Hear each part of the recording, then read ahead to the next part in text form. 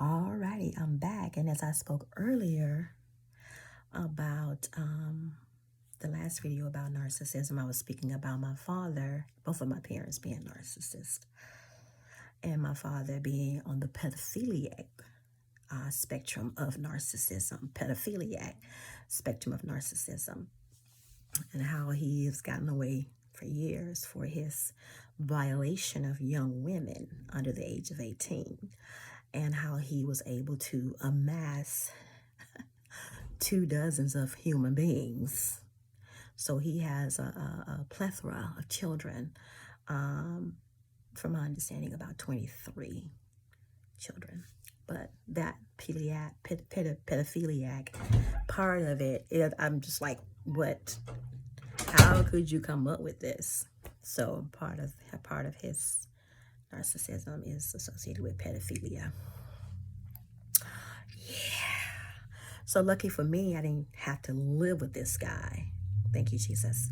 But then I had to still live with my mother, who was also a narcissist, where my father's narcissism basically was both emotional and physical, because in order for him to be able to gain access to these young women, he had to be able to manipulate them emotionally to be able to get what he wanted out of them.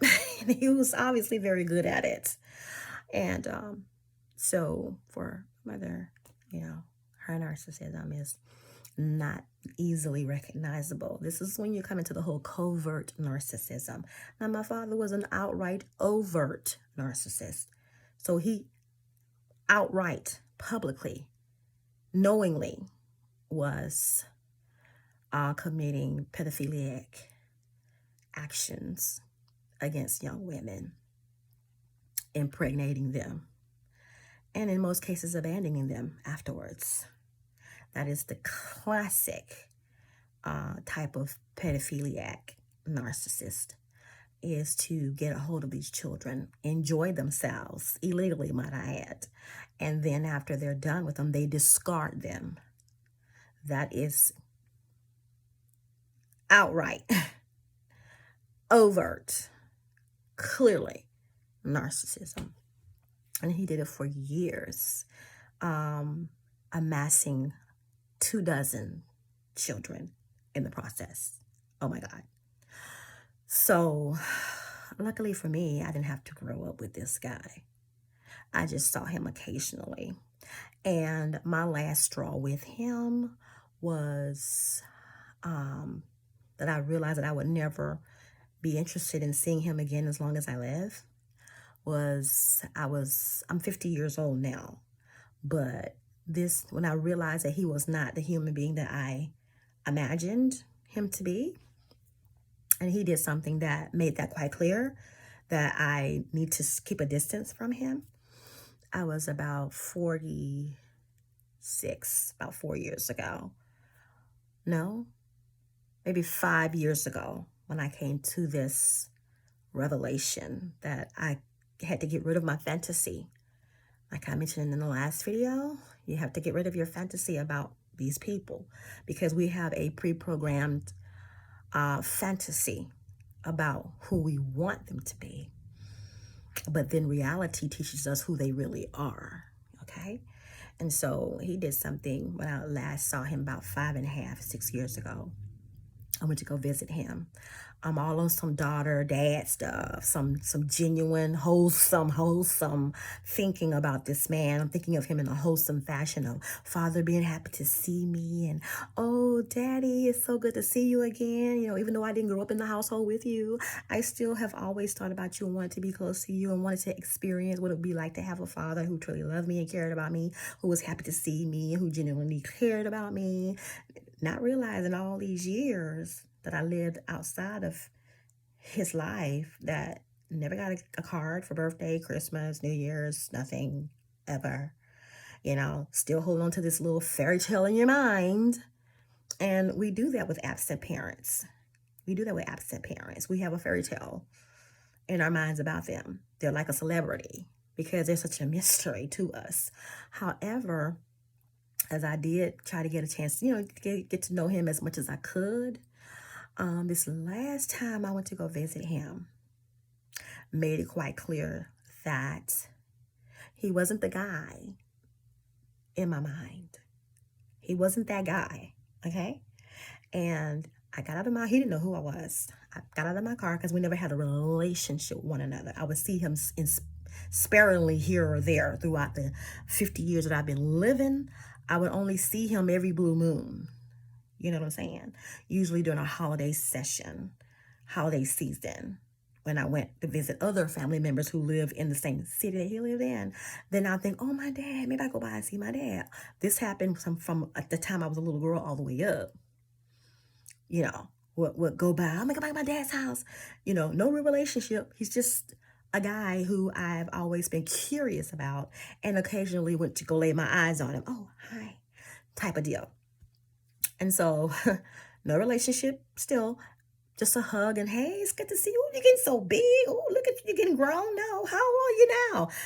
You should know how old I am now, but again, let that one slide. Oh, I'm 10 next time. Oh, I'm 17 next time. Oh, I'm 21 next time. Oh, I'm 32. Oh, next time. Oh, I'm 46. That type of deal, okay? Many of you have done this. Sparingly saw your absent parent, sparingly throughout the lifetime. Sparingly throughout your lifetime, you'll see them somewhere sparingly. And so this last time I went to go visit him, you know, I was traveling and I said, I'm going to go by and go see my dad. You know what I'm saying? And so I went to go visit him. He was at his little stump that he sits at. You know, he's older. He's 70-something years old. So he have a little stump that him and all of his little older buddies, retired buddies like himself, they all have this little stump that they go and sit at and they drink and smoke the little cigars or whatever.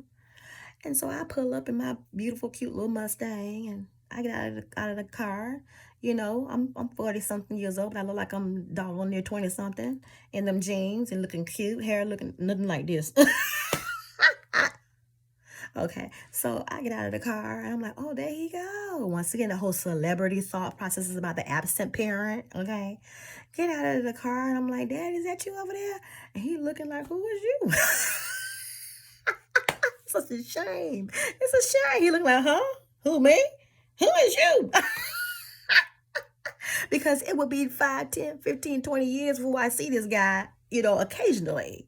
So I get it. And so I'm like, it's me, you know, your daughter.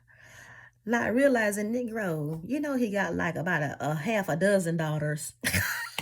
Which one? That he ain't got no real relationship with. So I tell him my name, whatever. He's like, oh, yeah. This is my baby. You know how they do the little script they got in their head.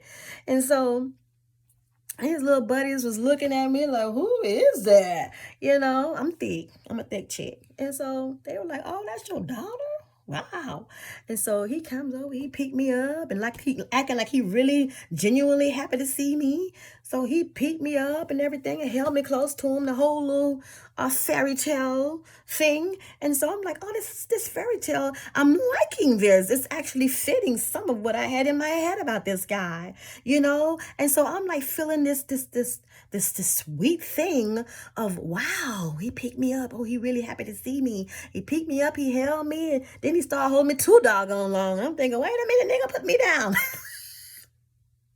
Yes, honey. I'm like, wait a minute, hold up. Then he want to take his hand and rub down my back. I'm like, wait a minute, let me go. What's wrong with you?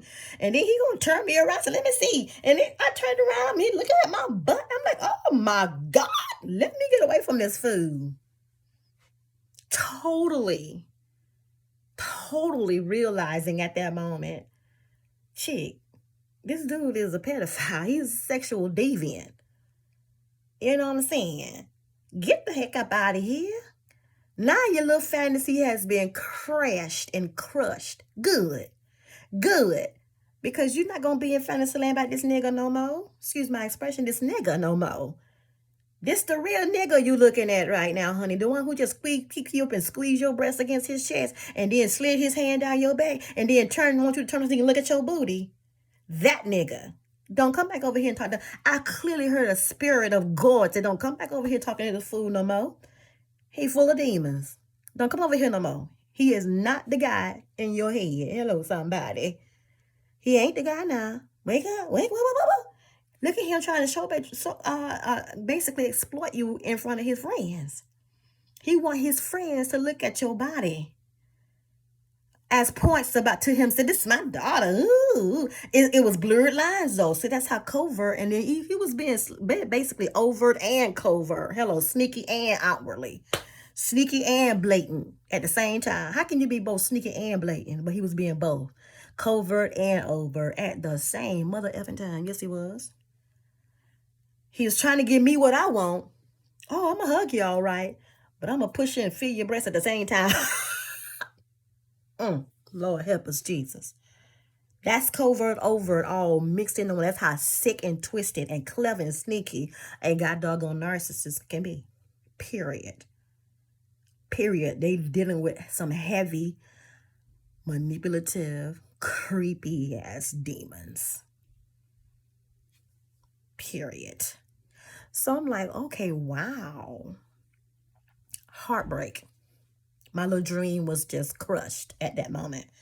My little fantasy, my little fairy tale I had in my head about him, it just kept caught on fire and burnt up. Period. It was done. It was over. I never saw him the same again. The truth set me free. The truth set me free, honey. That Negro have not seen me since. So once again, it's all about acceptance is key. Acceptance is key. You ain't got to hate them. I ain't gonna hate him for what he did. I ain't gonna hate him for ruining my little fairy tale about him.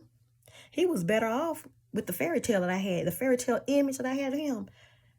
Okay, he got all kinds of awards for the image I had in my mind of him.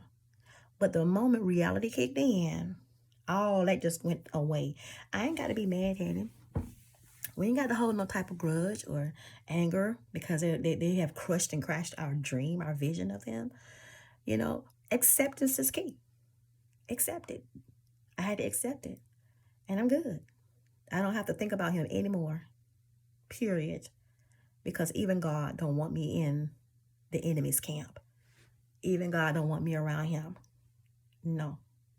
Once God say, no, don't come back here, that's what he meant. That's what he meant. And it's for your good. So you sever your ties. Hello, somebody. And you thank God for the revelation so that you don't have to live in a lie. You don't have to live a lie concerning these people in your life. You want the truth, even if it's going to hurt your feelings. Hello, somebody. You want to live in the truth. Yes. And so with the truth, then you're able to make your decisions. You're able to design if you still want them in your life. You're able to design a specific lane that they can fit in with you calling the shots. Hello, somebody. With you calling the shots if you still want them in your life.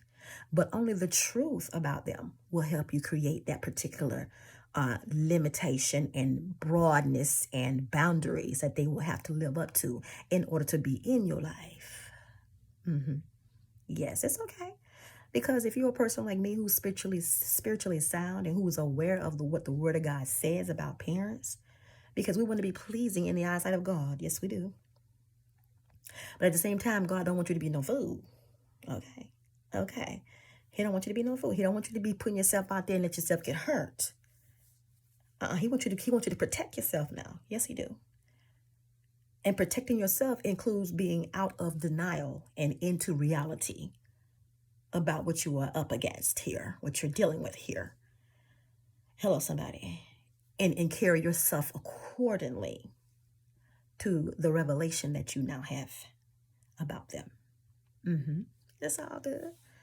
You're able to forgive once you know the truth. The truth will set you free. It's all good. And you just carry on with your life. Because I just want to share that a little bit with you guys. Thank you so much. And then stay tuned for the next following video. Toodles.